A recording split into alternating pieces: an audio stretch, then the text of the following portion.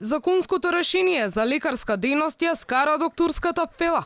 По реакцијата на синдикатот на клинички дека со предлогот кој за нив не е прифатлив и се даваат преголеми ингеренции на лекарската комора и од истата со поддржување на нацрт законот не работи за подобрување на статусот на медицинските доктори, се одзваа представниците на комората, кои пак тврдат дека неосновано се обвинувани.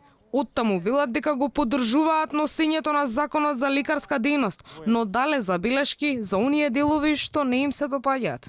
Ние се надеваме дека тоа ќе влезе во процедура со нашите забелешки и се надеваме дека и тие забелешки ќе бидат прифатени за да отиде како што си е легалната процедура.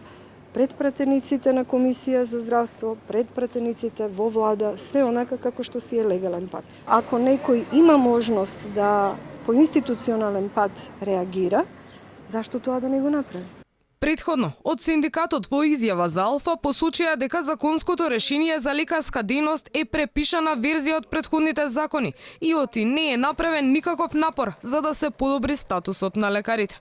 Со него не се унапредуваат правата, ниту пак е утврдена минималната основна плата за докторите на медицина во јавното здравство, сметаат од синдикатот на клинички центар и велат донесувањето на законот ќе резултира со зголемување на одливот на белите мантили.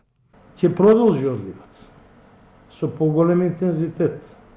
Докторите нема да гледаат причина зашто би останале во нашата држава, која не ги вреднува соодветно, не го вреднува нивниот труд, нивната диплома, нивната надградба и нивниот стрес и одговорност при работата што ја вршат. Кажувам развиените, високоразвиените земји, тоа го дефинирале. Јасен е статусот на докторот на медицина во тие земји. Не знам зашто ние не го дефиниравме. Оттаму додаваат дека нема да учествуваат во јавна и собраниска расправа за усвојување на ваквото решение. Предлагаат изготвување на нов нацрт закон кој ќе го дефинира статусот на докторите на медицина.